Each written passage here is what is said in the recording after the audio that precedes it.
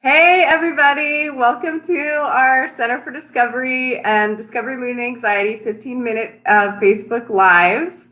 I'm super excited. We have topics that help people who are struggling with eating disorders as well as their mental health. So we try to get a new topic every week. And I have Theresa with me again. Woo! Yeah, actually, I think I forgot to introduce myself. I'm Facebook Live. My name's Melanie Figaro, and I do the clinical outreach for Center for Discovery Eating Disorder Programs and Discovery Mood and Anxiety Mental Health Programs. So, Theresa, welcome back, and let's have you introduce yourself. Yeah, thanks for having me back. I get giddy when I do these because it's so fun. It doesn't feel like work, right?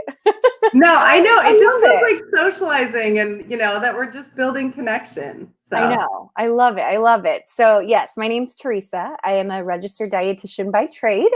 I've been with Center for Discovery since 2013. So it's been a minute and I love it so much. But my official title is the National Dietary and Operations Specialist. Just ensuring that our dietary program across both residential treatments and outpatient in the eating disorder division are up to excellence. So it's really fun. I get to travel and train and mentor, present. I mean, it's a really cool gig and do stuff like this. Like this is so cool. So yeah, that's me. I'm an OG with Center for Discovery. That's just a little skosh of you. I know. You're totally. full of amazingness. So Thanks. that's why I love you so much. Thank you. All right, so you ready for our topic today? Yeah, let's do it. Another good one. I love all of these topics, right? Oh, good. Okay. Struggling with food avoidance. Yeah. Right. Yeah. Especially now because, obviously as you go through the questions, it's like right now more than ever, this conversation has to be had because if you were struggling with food avoidance pre-COVID, it's probably even harder now, which makes it so relevant. So, yeah. Well, and I think about that, and I just, having had an eating disorder, having to be stuck in a home with food, and being terrified of it all of the time, and, like trying to just basically white knuckle through the days with that haunting feeling. So,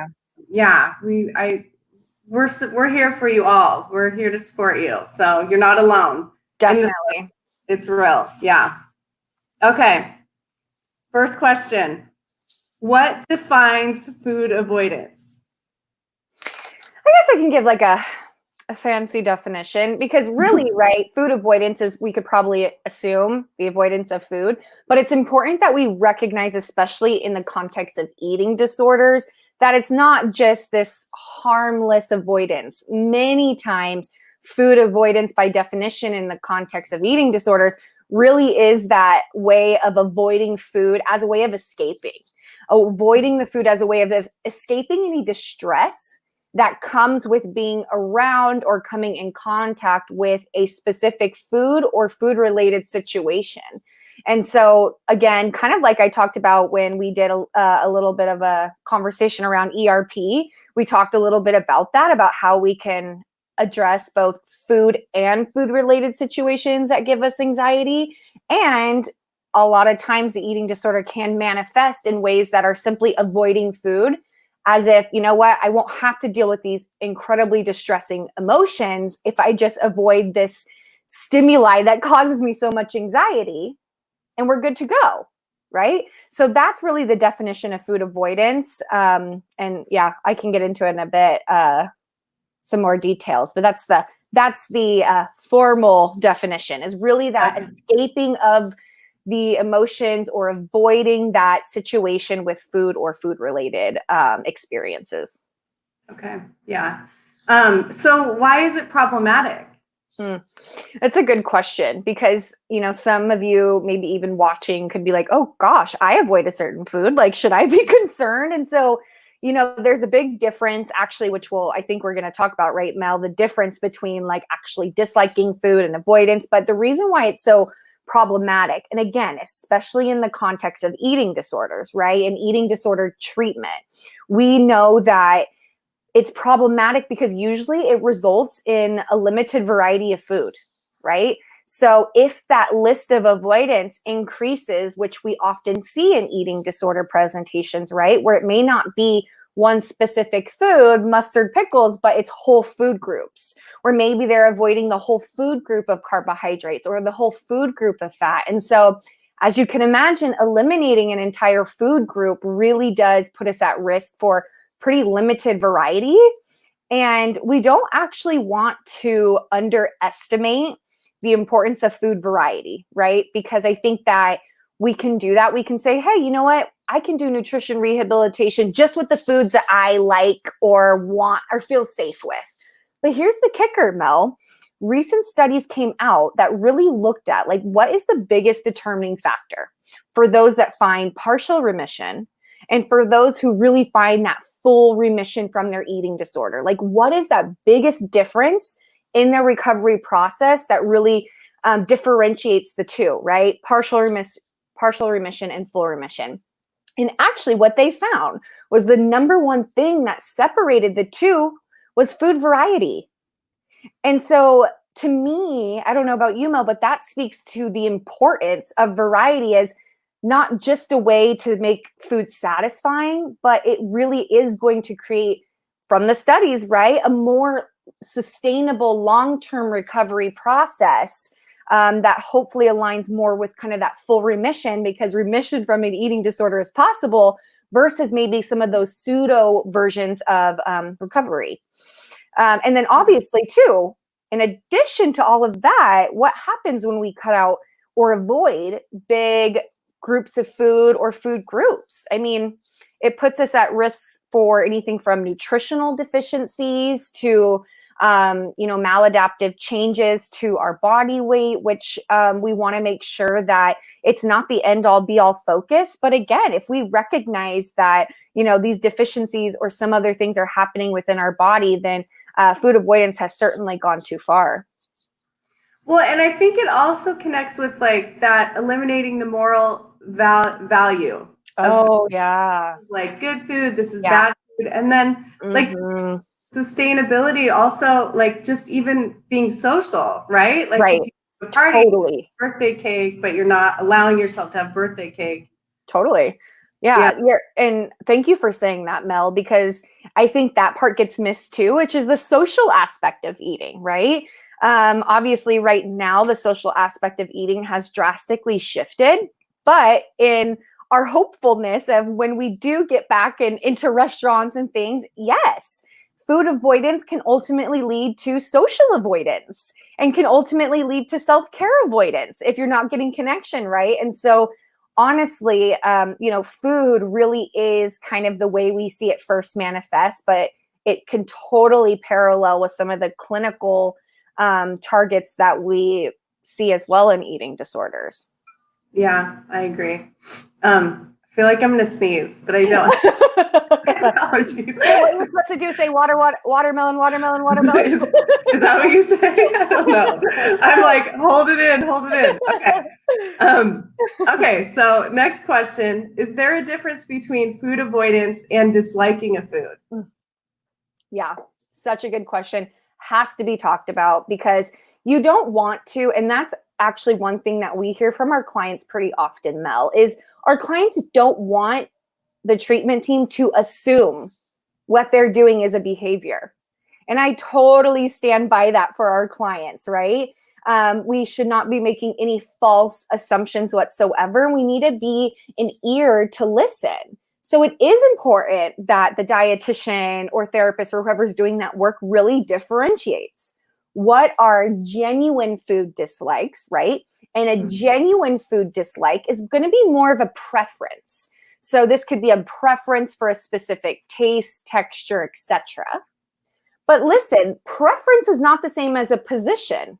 And so actually, this was explained really well at the IADEP conference last year, where they really identified the difference between when clients choose a position over a food over a preference. Because a preference is maybe something that, maybe we do not prefer mustard.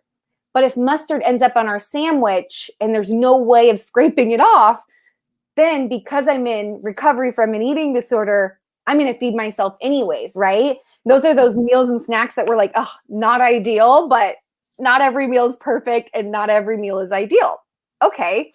But then on the opposite side of the spectrum, food avoidance is more of like that position where no matter what, that is something that I have chose a position on that I will not expose myself to. And so there is, rightfully so, right? Eating disorder treatment can be really hard at first, especially at starting exposure therapy. So sometimes there is a little bit of willfulness, rightfully so, because we are intentionally exposing our clients to food and food-related situations that historically they've avoided. So, and I think the other thing, Mel, that really differentiates like a food preference or a dislike versus a food avoidance related to the eating disorder is the why behind it, right? Mm-hmm. That's important. And that helps tease out any false assumptions too. If letting the client explain, gotcha, okay, why do we avoid this food?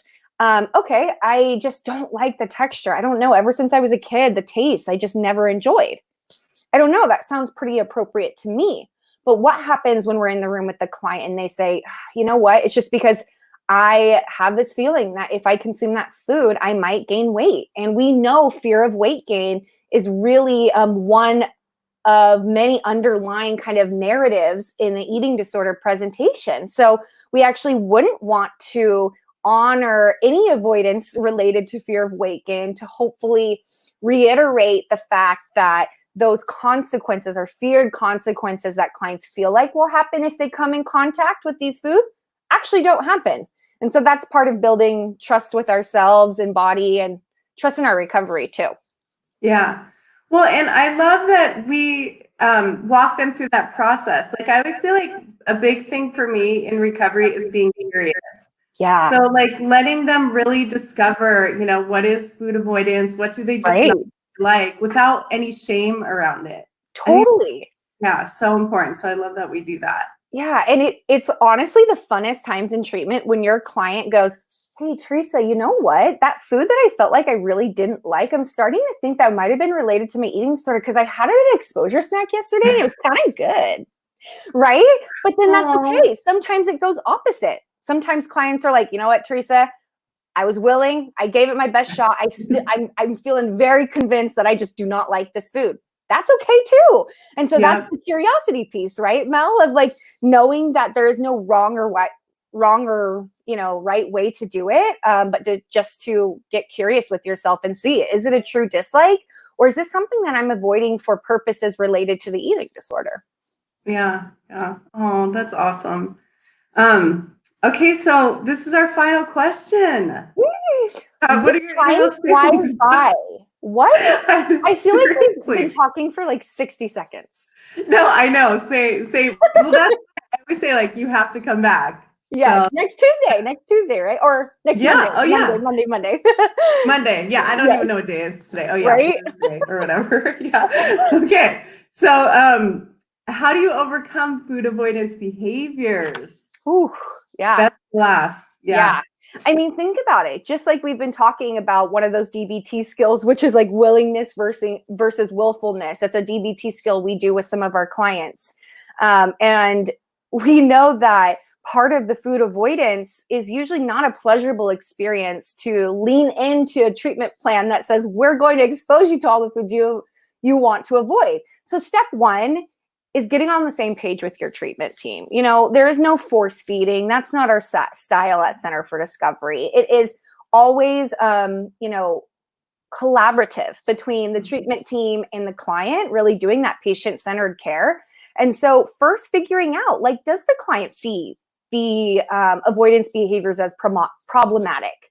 Because I can't imagine being told to shift some type of behavior if I truly didn't think it was problematic. So step one, start there. Explore, in what ways has food avoidance been maladaptive for you? In what ways has it been problematic? And just let them share ways in which it's really become a barrier to doing the things that they love to do and to do the things that really play into their quality of life. And so once clients can demonstrate the ability to understand that there is that maladaptive component to food avoidance and it is problematic, then that's when we start making a roadmap and treatment plan, like, which is, okay, we're on the same page. We know that this is an important thing to do. And so that is where exposure therapy comes in, and exposure response prevention, and working low on the hierarchy of food and food related situations that give us anxiety, and working our way up to some of the more higher anxiety ones. And again, just building confidence in yourself as you kind of go throughout the exposure therapy process. That's the coolest moment of all, when, you know, a client just recently last week said, oh my gosh, I can't remember the last time that I avoided this food. That's crazy. I can't even imagine avoiding this food anymore because I've been having it in program for exposure snack twice a week for 6 weeks. Right? So this client's to the point where it's really been habituated into kind of normal meals and snacks. And so that would be the goal, but only once the client is ready and really able and feels like they have the bandwidth within reason, right? Because we tell clients it's supposed to be hard. And you kind of want to be on the edge, not quite too far over the edge, but you do want to be on the edge, but just making sure that it is collaborative and that it is a structured exposure too, and not just a free for all. Yeah. Yeah. Well, and I think like real world experiences in a safe space. Like they're like, okay, I did this, I tried this food with my therapist and my dietitian in the room, and I knew what the outcome was. So to give them the opportunity to do that in a safe space is important. Yeah. And we get to act as a sounding board. I mean, that's why, you know, a lot of us clinicians do what we do working in eating disorders, is we get to be that soundboard in the room and say, like, what distorted thoughts have come up or distorted perceptions that have come up with this. And then we're there to say, okay, let's explore like kind of the reality of the situation and how this experience went. And that's the coolest part, is being able to kind of be a soundboard for the clients and, you know, work to create a safe space to do it, be outside of program eventually. Because that's the goal, right? Is we start in program and slowly work ourselves up to doing it outside of program. And it's a nice process when our clients engage in exposure therapy. It is really, really, truly amazing to watch. Yeah. Well, and I always say like recovery, just thinking about my journey, it's like, it's colorful and it's messy and it's challenging. Yes. Yeah. And so I think like just to end, to give people hope that, you know, that is how it really does look. And like, you're not alone, and you have people like amazing you who every single day, I just love that you make a difference in someone's healing journey. And I just want to thank you so much. You're an essential worker. So thank you for all that you do every day. I mean, this is the best job in the world, so I feel very lucky. I can tell that's how you feel about it. It like resonates, so it's awesome. And this is so great because May is Mental Health Month, and so awesome. And so these Facebook Lives are kind of like, the theme is tools to thrive. So we're hoping that we can give everybody, you know, just a little tool to like get them through the day and know that they are not alone. So definitely. Yeah, and so I actually have another Facebook Live today at noon. At noon, and this is a good one: depression and negative thinking. I mean, that is good. Right? Yeah, and I think so many people who right now who are either struggling with depression or have never experienced it previously, but are for the first time. Oh my gosh, I think that could be such a crucial nugget for a lot of people. I love it. So. Everyone, tune in, 12 p.m. PST, Pacific time, right? Yeah, Pacific time. Yeah. Thank you. All right, Theresa, well, we're going to see you again. We're going to see you next week. Thank you so much. Yeah. See you again. Bye.